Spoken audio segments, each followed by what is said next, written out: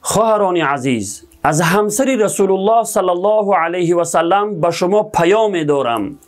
از آن ملکه عفت که قرآن به پاکدامنیش گواه است و او را مادر مؤمنان میخواند، سیده عایشه رضی الله عنها.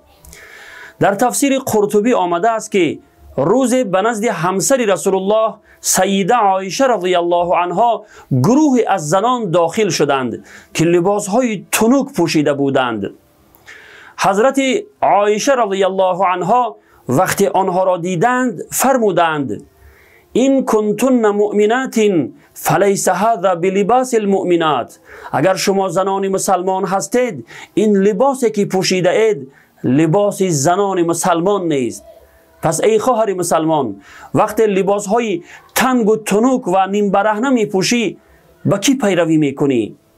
با زنان بی خدای فاسقی که بروز حساب و جزا ایمان ندارند با آنها پیروی می کنی؟